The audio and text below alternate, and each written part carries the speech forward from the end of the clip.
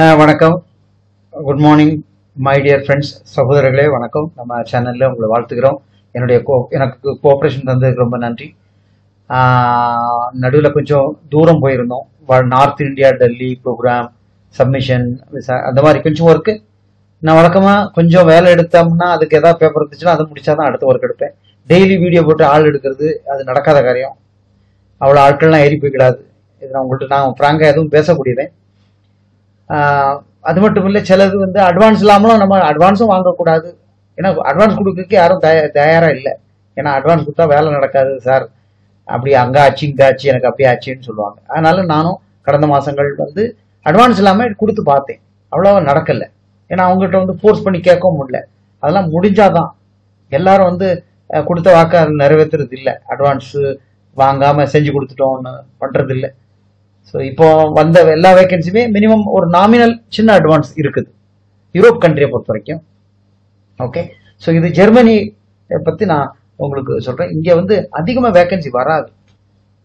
வந்தால் அது எப்படி வருது? கார்பெண்டர், பிளம்பர், எலக்ட்ரிஷியன் இந்த மாதிரி வரும். ஓகே, இதை பற்றி தான் உங்களுக்கு சொல்லியிருக்கு. இங்கே அந்த ஜெர்மனி லாங்குவேஜ் இல்லைன்னா பெர்மிட்டே வராது தான். ஆனால் இந்த அத்தியாவசிய கேண்டிடேட் கார்பன் பிளம்பர் ரொம்ப டிமாண்டட் கேட்டகரி, லேபர் ஷார்டேஜ் லிஸ்ட்ல இந்த இது இருக்கிறதுனால இதுக்கு பெர்மிட் கொடுத்துட்றாங்க. இதுக்கு ஜெர்மனி லாங்குவேஜ் படிக்கணும், கோர்ஸ் போகணும், எம்பாசி போகணுங்கிறது பிரச்சனை கிடையாது. பெர்மிட் தான் வரும், விசாரிச்சு போகணும். அதை பற்றி சொல்லியிருக்கு. ஜெர்மனி உங்களுக்கு தெரியும். அநேகமாக ஜெர்மனிக்கு அவ்வளோ ஈஸியாக போயிட முடியாது. ஏன்னா ரொம்ப கம்மி பெர்மிட்டு. அப்போ இந்த மாதிரி டிமாண்டட் கேட்டகரி இருக்கு. சிலவங்க நான் பார்க்கும்பொழுது வேற நாட்டுக்கு இங்கிருந்து சப்போஸ் லித்துவானியாவோ ஸ்லோவாக்கியாவோ இங்கிருந்து அங்கே கொண்டு போயிடுவாங்க. ஏன்னா பெர்மிட் கிடைக்கும். அங்கே கொண்டு போயிட்டு அந்த நாட்டுக்கு அவங்களுடைய சிஸ்டர் கம்பெனிங்கிற பேர்ல பெர்மிட்டை டிரான்ஸ்ஃபர் பண்ணி அங்கே வேலை வாங்க வைக்கிறாங்க. அப்படி பட் இது அவங்க ஜெர்மனி பெர்மிட்டே கொடுக்குறாங்க. ஸோ யாராவது இருந்துச்சுன்னா இதை பற்றிய டீட்டெயில்ஸ் என்ன, பேசிக் ஹைஸ்கூல் டிப்ளமோ பண்ணியிருக்கணும். இங்கிலீஷ் தான் நார்மல் தெரியும். ஆனால் கார்பென்ட்ரி ஒர்க்கு மஸ்ட் தெரியணும். ஓகேவா? ஓகே, ஸோ அவங்க இருக்கிற எக்ஸ்பீரியன்ஸ் இப்போ நம்ம கொடுக்குற டாக்குமெண்ட்டை வச்சு தான் பெர்மிட் இஷ்யூ பண்ணுறாங்க. அங்கே இறங்கி தான் அவங்க சேலரியை தீர்மானிக்கிறாங்க. பட் இருந்தாலும் அப்ராக்சிமேட்ல அங்கே சேலரி கிடைக்குது. ஒரு மணி நேரத்துக்கு 12 to 18 கிடைக்குது.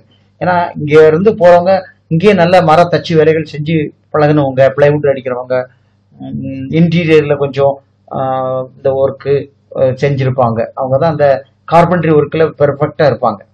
இப்போ இதில் கார்பென்ட்ரி ஒர்க் பற்றி தான் சொல்லியிருக்கு. பட் அங்கே ரொம்ப சிஸ்டமேட்டிக்காக இருக்கும். பழகிட்டா எல்லாத்துக்கும் மிஷினரிஸ் தான், ஈஸியாக யூஸ் பண்ணலாம். அவங்களுடைய டிராயிங் புரிஞ்சுக்கணும். அவங்களுடைய லோக்கல் லாங்குவேஜ் கொஞ்சம் தெரியக்கூடிய பக்கம் உங்களுக்கு வந்துச்சுன்னா யூ கேன் ஏன் 1.5 லட்ச ரூபா கிட்ட சம்பாதிக்கக்கூடியவங்களும் இருக்காங்க.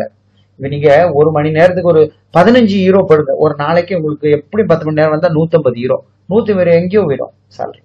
அப்போது நான் எப்பவுமே சேலரி அதிகமாக சொல்றது இல்லை. ஏன்னா நம்ம போய் அங்கே போய் சொல்லி குறைஞ்சி போயிட்டா ஏசுவாங்க, திட்டுவாங்க. அதனால நான் குறைச்சி தான் சொல்றது.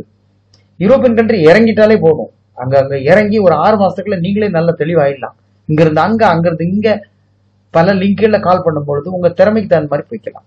ஸோ இதுக்கு எவ்வளோ சார்ஜ் பண்ணுறேன்னு சொல்கிறேன். டாக்குமெண்ட் ஆஸ் யூஷுவல் தான். உங்கள் பாஸ்போர்ட், ஃப்ரண்ட் அண்ட் பேக், ஒரு ஃபோட்டோகிராஃப், படித்த சர்டிஃபிகேட், ஐஐடி, கார்பென்ட்ரி ஒர்க் பண்ணதை பற்றி ஒரு ஃபோட்டோவோ கீட்டோவோ, சில இடங்களில் ஒர்க்கிங் வீடியோ கேட்பாங்க. அது கூட நம்ம அப்புறம் கூட வாங்கி கொடுத்துக்கலாம். இப்போ அப்ளை பண்ணுறதுக்கு என்ன டாக்குமெண்ட் அதை மட்டும் கொடுங்க, நம்ம அப்ளை பண்ணிக்கலாம்.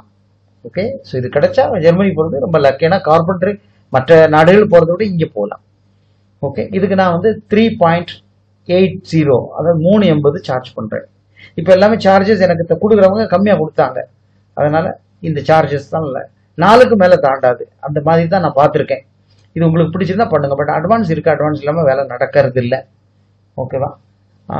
மற்றபடி எம்பசி ஒர்க்கு பெர்மிட்டுக்கே 1.5 மாதம் கேட்குறாங்க. பெர்மிட் வந்த பிறகு சப்மிஷனுக்கு அது கண்டிப்பாக 1.5 மாதம் ஆகி போயிடும். அப்பாயின்மெண்ட்டை போட்டு அங்கே போய் போலீஸ் கிளியரன்ஸ் எடுத்து சப்மிஷன் பண்ணி முடிச்சு டிக்கெட்டை போட்டு ஏறி போகணும்னா டைம் ஆகும். Sir dear brother, carpentry work இருந்துச்சுன்னா கண்டிப்பாக ஓரளவுக்கு இருந்தால் கூட போதும். நம்ம அசிஸ்டண்டாக கூட அங்கே நம்ம லைன் பண்ணிக்கலாம். ஏன்னா அவங்க டெலிஃபோன் இன்டர்வியூன்னு வைக்கிறது இல்லை.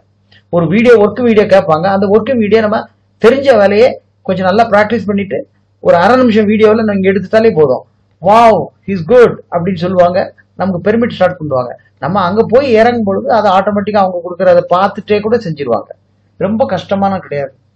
ஃபுல் வேலையை அங்கே போய் செய்து காட்டுன்னு சொல்ல மாட்டாங்க. ஏதாவது ஒரு அசம்பிளி இல்லைன்னா பண்ணியிருக்கதை டிஸ்மாண்டல் பண்ண சொல்லுவாங்க. இதுதான் இன்டர்வியூ அங்கே. ஸோ கார்பெண்டர் ஒர்க்கு தெரிஞ்ச யாரோ ஜெர்மனிக்கு வரோம்னா கண்டிப்பாக இதில் பண்ணுங்க. நான் இதில் இன்னும் டீட்டெயில்ஸ் கொடுத்துருக்கு, என்னென்ன சர்டிஃபிகேட் வச்சிருக்கு, என்ன ஃபெசிலிட்டி கொடுக்குறாங்க.